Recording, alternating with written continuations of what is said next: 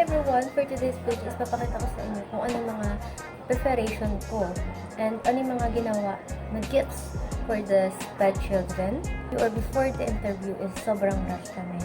Kaya hindi kami nakapag-process or hindi ako nakapag-intro dito sa video ko. Kaya ngayon pala ako gumawa ng intro to tell you all of you guys na ito yung mga ginawa namin and yung mga behind the scene kapag gagawa namin ng interview. Kung may itatanong nyo man, yung interview na yun, credit naman siya for the one subjects that we have, which is the inclusive education for the SPED or yung mga disability children na meron dito sa Pilipinas or over around the world.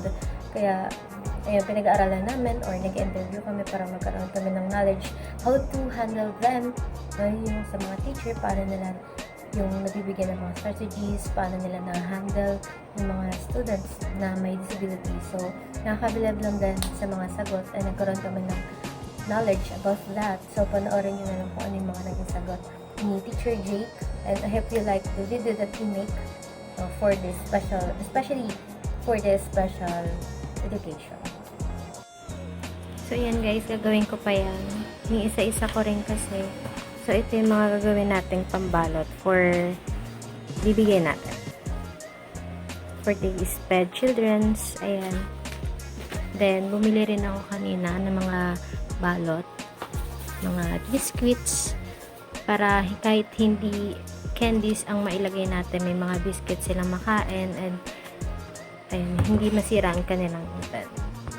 So, ayan guys, natapos nang idikit sa may parteng gilid para dumikit siya at magsilbing balot talaga for gifts para sa ating mga SPED childrens. And so far, natapos naman and pinapatibay na lang yung dikit sa gilid para hindi masira o mahulog yung ilalagay natin mga foods dyan sa balot.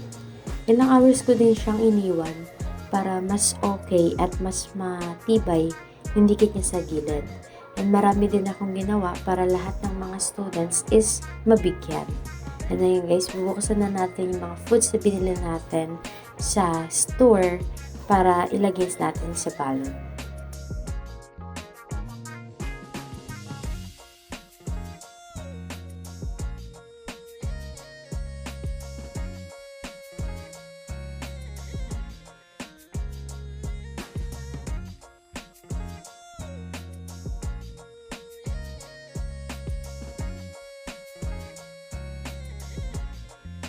Saglit ko lang siya natapos kasi hindi naman sobrang marami yung laman na inalagay.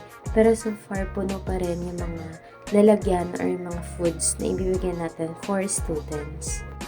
Kinabukasan, interview din na namin. And pupunta na tayo doon guys to interview Sir Jake. And as of now, habang inaantay yung iba pang mga kasama, is nakita ko itong mga little kids na ang cute, naka-costume pa sila.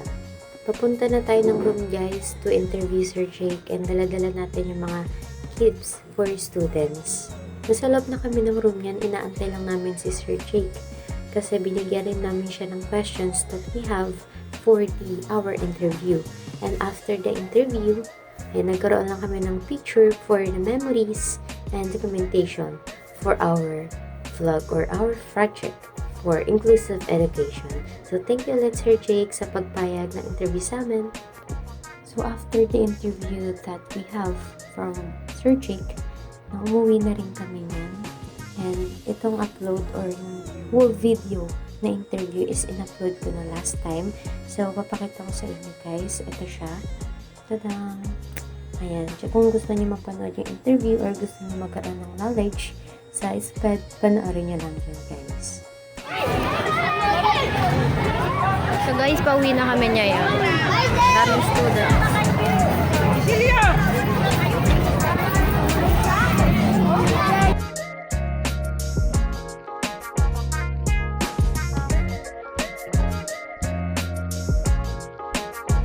Spider-Man!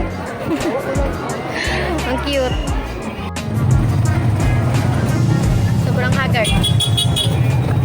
Hindi na ako nakapag-outro yan guys kasi umaalog yung tricycle ba eh. Tsaka ang daming tao. Baka mahablot yung cellphone ko kaya doon ako nag-aalala. hindi ako masyadong nag-selfie nung nakasakay ako sa tricycle. Kasi kahit nakasakay ng tricycle, hindi safe. So yun guys, pauwi na ako.